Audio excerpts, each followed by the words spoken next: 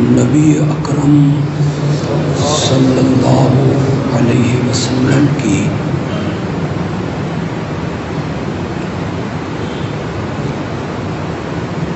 بعثت سے پہلے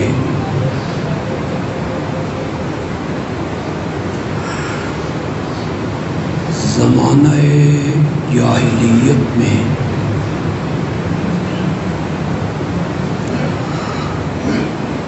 محرم کا مہینہ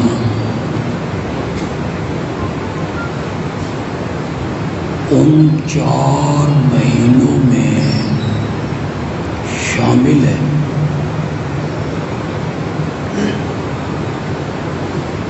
جس کا ادب اور جس کا احترام مشرکین عرب بھی کیا کرتے تھے۔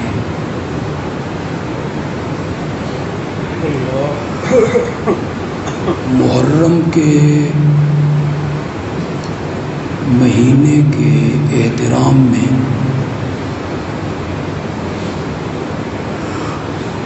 وہ آپس کی خانہ جنگیاں، لڑائیاں بند کر دیتے تھے۔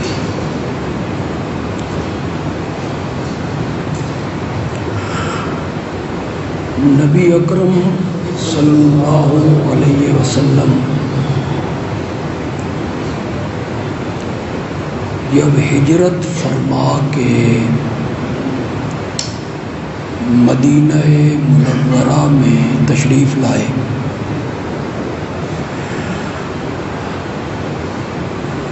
تو آپ نے دیکھا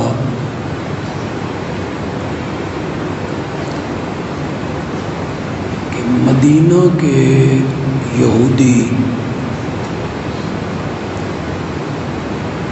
10 محرم کا روزہ رکھتے ہیں۔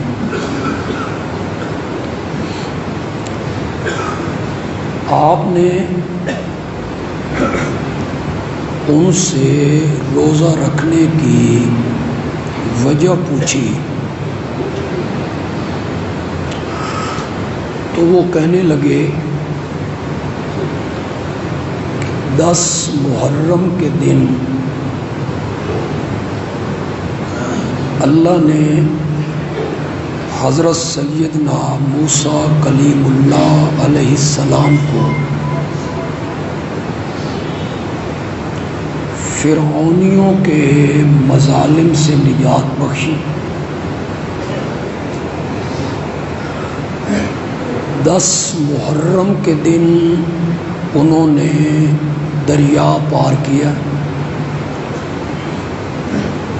اور ان کی نگاہوں کے سامنے فرعونیوں کو غرق کیا گیا۔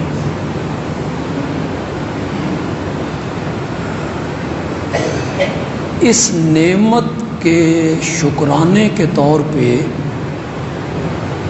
ہم 10 محرم کا روزہ رکھتے ہیں۔ آپ نے فرمایا کہ یہودیوں کا جتنا تعلق حضرت موسیٰ سے ہے، ہمارا تعلق حضرت موسیٰ سے کہیں زیادہ ہے، تو ہم بھی 10 محرم کا روزہ رکھیں گے۔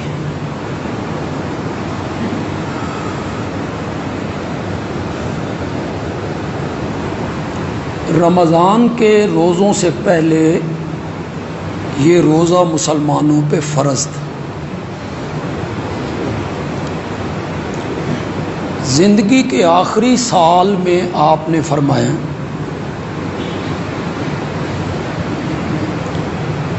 کہ اگر میں آئندہ سال تک زندہ رہا تو میں 10 کے دن کے ساتھ ایک اور دن ملاؤں گا اور اس موقع پہ 2 روزے رکھ کر ہم یہودیوں کی مخالفت کریں۔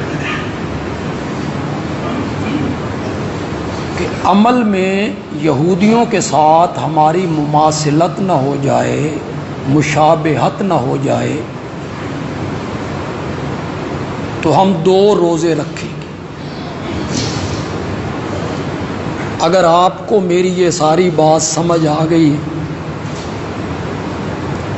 تو ہے تو اس کا ماننا ذرا مشکل کہ وہ جو زنگ چڑھے ہوئے ہیں وہ مشکل سے اترتے ہیں۔ یہ اتفاق کی بات ہے کہ محرم کی 10 تاریخ کو نواسہ رسول حضرت سیدنا حسین ابن علی رضی اللہ تعالی عنہما اپنے کنبے کے بہت سارے افراد کے ساتھ حالت سفر میں ظلماً شہید ہوئے۔ یہ غلط ہے کہ ان کی شہادت کی وجہ سے محرم کو مقام ملا ہے۔ سمجھانا یہ چاہتا ہوں، یہ جو لوگوں میں بات مشہور ہو گئی ہے کہ محرم کا مہینہ اس لیے معظم ہوا کہ اس میں واقعہ کربلا ہوا، یا محرم کا مہینے کو اس لیے عزت ملی کہ اس میں حضرت سیدنا حسین رضی اللہ تعالی عنہ کی شہادت ہوئی، یہ 101% غلط ہے۔ سمجھ آئی میری بات؟ محرم کا مہینہ اس وقت بھی قابل احترام تھا جب نبی پاک نبی بن کر نہیں آئے۔ مشرکین مکہ اس کا احترام کرتے تھے، اور مدینہ کے یہودی 10 محرم کا روزہ رکھتے تھے۔ اہمیت تھی اس دن کی، اس مہینے کی بھی اور اس دن کی بھی۔ اتفاق کی بات یہ ہوئی کہ اسی مہینے کے اس دن میں حضرت سیدنا حسین رضی اللہ تعالی عنہ نے جام شہادت، ورنہ کسی کے زندہ ہونے سے، کسی کے پیدا ہونے سے، کسی کے فوت ہونے سے، کسی کے شہید ہونے سے ایام کو مقام نہیں ملا کرتے۔ میں اس پر ایک دلیل بھی دے دیتا ہوں۔ نبی اکرم صلی اللہ علیہ وسلم کے تیسرے بیٹے کا نام ہے ابراہیم۔ 2 بیٹے مکے میں پیدا ہوئے، بچپن میں فوت ہو گئے۔ یہ تیسرا بیٹا مدینے میں پیدا ہوا، اور ایک لونڈی کے بطن سے پیدا ہوا، ماریا قبطیہ۔ اس کا نام آپ نے اپنے دادا کے نام پر ابراہیم رکھا۔ یہ بھی دودھ پیتی عمر میں انتقال کر گئی۔ جس دن ابراہیم کا انتقال ہوا نا، اسی دن سورج کو گرہن لگ گیا۔